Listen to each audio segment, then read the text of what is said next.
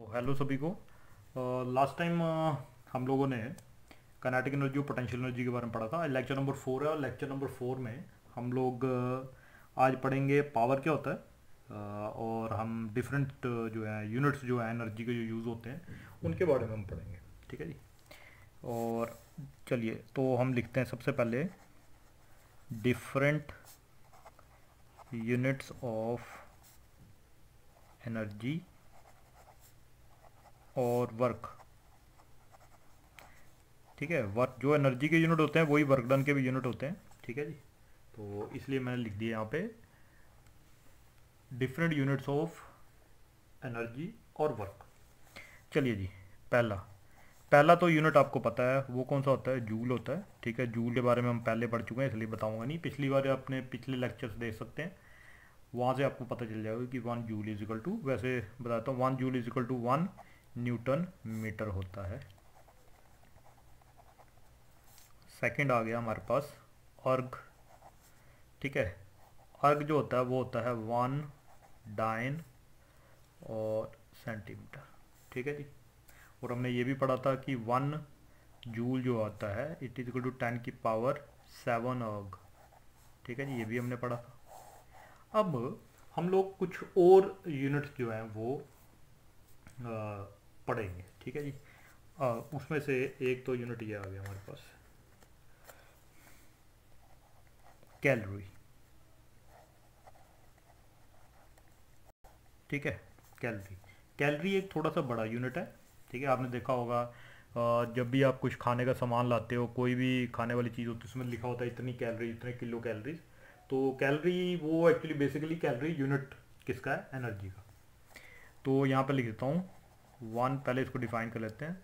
1 calorie is that much energy which is required to change the temperature of 1 gram water from 14.5 degree centigrade to 15.5 degree centigrade. ठीक है जी। अब 1 calorie उतनी heat है अगर हमने 1 gram water है हमारे पास और उस वाटर का टेम्परेचर हमने 14.5 डिग्री सेंटीग्रेड से 15.5 डिग्री सेंटीग्रेड तक इंक्रीज करना है। 1 डिग्री है, 1 डिग्री, लेकिन ये 1 डिग्री 19 से 20 या 2829 या 50 से 51 या 89 से 90 नहीं लेना। 14.5 डिग्री से 15.5 में जाने में अलग हीट लगती है, 50 से 51 जाने में अलग हीट लगती है, 87 से 88 जाने में अलग हीट लगती है। तो इसलिए ध्यान रखना इस चीज़ का। इसलिए इसको डिफाइन जो किया गया वो यहाँ से यहाँ तक किया गया। ठीक है जी। इसी को 1 कैलोरी कहते हैं। 14.5 डिग्री से 15.5 डिग्री सेंटीग्रेड तक अगर जो हीट लगती है उसको कहते हैं हम 1 कैलोरी। ठीक है, तो 1 कैलोरी जो होता है वो होता है 4.186 जूल। असली में तो इतना होता है, आप देखोगे बुक्स में कई बार 4200 भी लिखा रहता है। ठीक है जी। अब इसके अलावा इसका और यूनिट है एक किलो कैलोरी। ठीक है, तो किलो कैलोरी क्या होता है, वो हो गया 1000 कैलोरी। तो किलो कैलोरी किसके बराबर हो गया, 4186 जूल। या फिर आप लिख सकते हो उसको 4200, सॉरी यहाँ पे 4.2 लिखना था। ठीक है, तो है 4200 जूल। ये हो गया कैलोरी।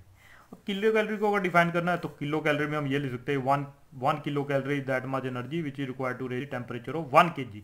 अगर आपको किलो कैलोरी को डिफाइन करना है तो 1 kg यहाँ पे लगा दो। ठीक है, तो 1 kg वाटर के लिए कर दो। और अगर आपको कैलोरी के लिए करना है तो 1 ग्राम वाटर के लिए। Very easy. ठीक है, दूसरा यूनिट था हमारा, ये तीसरा यूनिट था। ठीक है जी। इसके अलावा और जो हमारा यूनिट है ओके, वो होता है हमारे पास 1 इलेक्ट्रॉन वोल्ट। 1 electron volt. हालांकि अभी आपको वोल्टेज और करंट के बारे में इतनी नॉलेज नहीं है, लेकिन 9th क्लास में आप लोगों ने शायद पढ़ा था इसके बारे में। ठीक है, कि वोल्टेज क्या होती है वगैरह वगैरह। तो 1 इलेक्ट्रॉन वोल्ट, कई बार बच्चों 1 EV भी लिखते हैं इसको। कई बार बच्चे सोचते हैं कि इलेक्ट्रॉन वोल्ट लगा तो शायद ये पोटेंशियल डिफरेंस का या वोल्टेज का यूनिट है। नहीं नहीं, ये जो यूनिट है ये है एनर्जी का। ठीक है, तो 1 electron volt is that much energy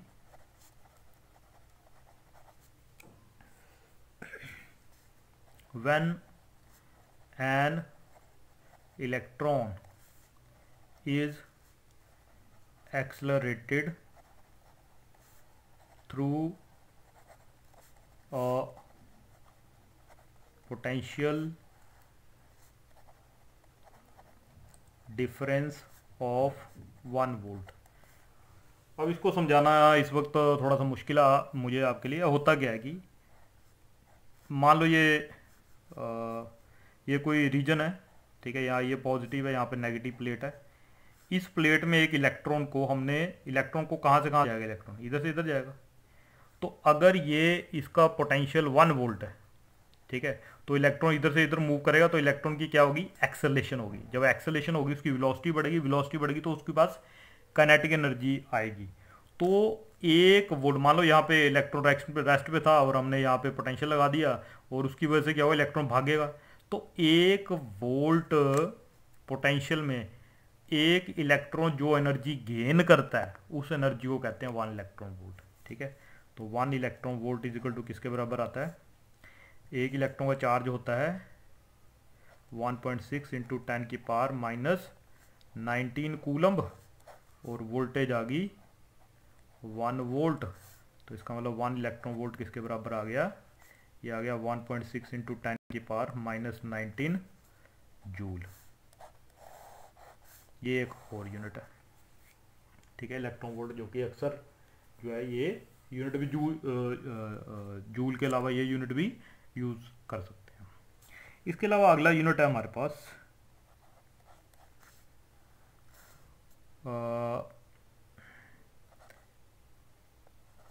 एक है वाट आवर और दूसरा है किलोवाट आवर।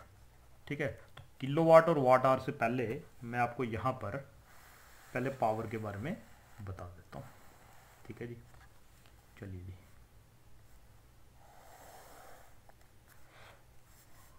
देखिए पावर क्या होता है, power is defined as ability की जगह रेट ऑफ डूइंग वर्क, काम करना का रेट क्या है। हो सकता है जैसे मान लीजिए एक मंदिर की सीढ़ियाँ हैं, 100 सीढ़ियाँ, एक बच्चा वो 100 सीढ़ियाँ 5 मिनट में क्या ना बोलते कवर करता है और दूसरा स्टूडेंट जो है वही जो सीढ़ियाँ हैं वो 3 मिनट में करता है। तो जल्दी किसने किया, 3 मिनट वाले ने, हालांकि वर्क डन तो उतना ही हुआ। ठीक है, जो लास्ट सीढ़ी है उसकी हाइट तो सेम ही है दोनों के लिए ज़मीन से, लेकिन 3 मिनट वाले ने वो जल्दी जल्दी किया। इसका मतलब 3 मिनट वाला जो है वो ज़्यादा पावरफुल बंदा हुआ। ठीक है, तो रेट ऑफ डूइंग वर्क। ठीक है, और इसको एक और चीज़ लिखते हैं बेटा, ध्यान से पढ़ना, कई बार होता है कि ये भी यूज़ करते हैं हम। ठीक है, power is also defined as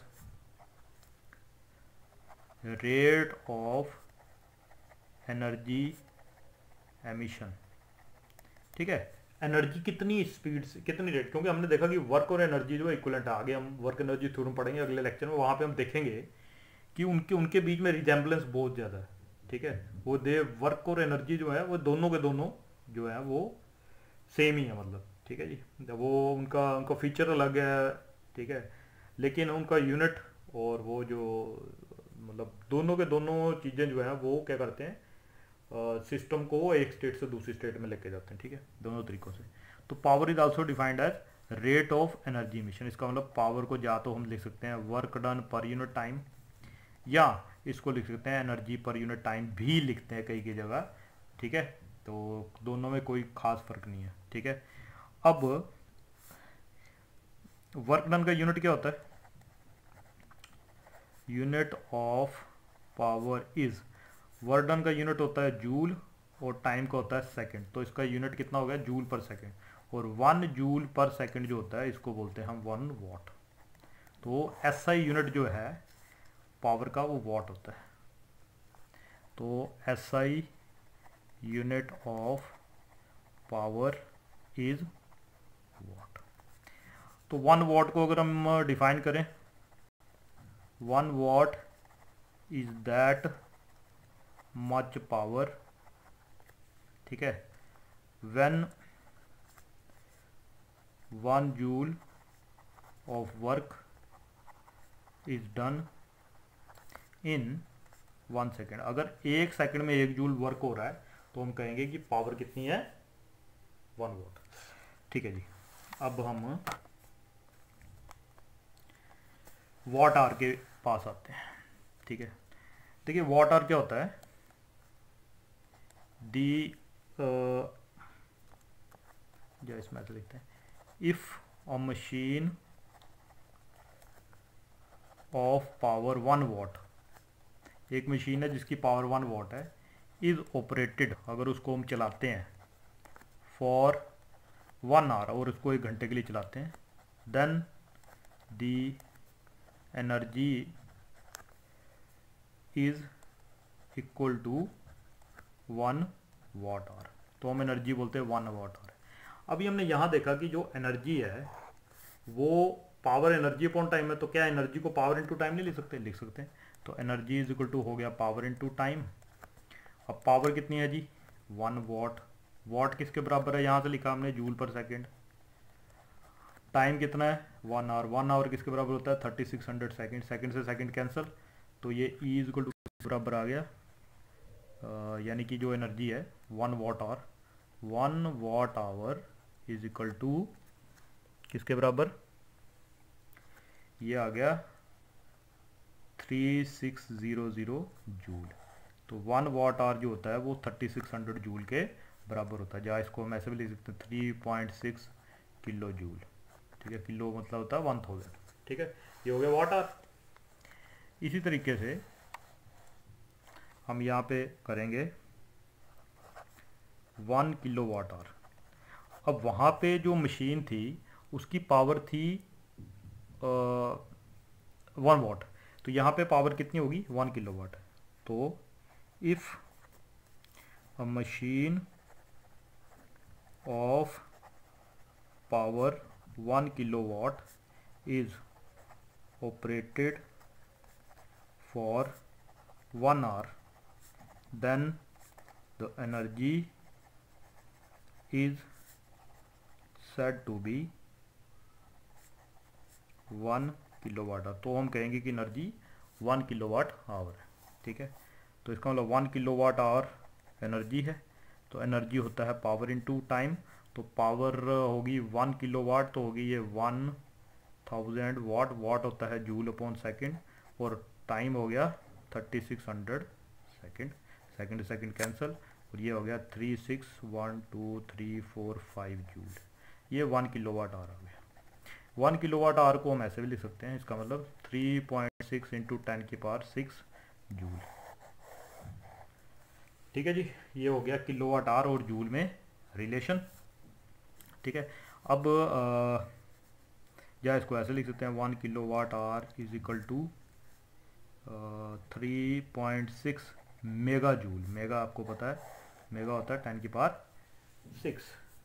अब हमारे घरों में जो बिजली आती है, जो इलेक्ट्रिसिटी आती है, वो बेसिकली किलोवाट आवर में आती है। उसमें लिखते हैं ना यूनिट्स, तो number of units is equal to number of kilowatt hour. ठीक है जी। अब इसके अलावा यहाँ पे नीचे एक और चीज़ मैं बताना चाहूँगा आपको पावर के लिए। एक और यूनिट होता है पावर का, उसको बोलते हैं 1 HP, हॉर्स पावर। ठीक है, तो 1 हॉर्स पावर इसके बराबर आता है 746 वाट। ठीक है जी, तो इसके आप नोट्स बनाइए। कल के लेक्चर में हम लोग परसों मैं करूँगा अपलोड, और उसमें हम लोग पढ़ेंगे वर्क एनर्जी थ्योरम के बारे में। अपनी बुक से आप साथ साथ क्वेश्चन करिए, न्यूमेरिकल्स करिए, और जो चीज़ नहीं पता चलेगी वो मेरे से पूछिए। ठीक है जी, ओके जी।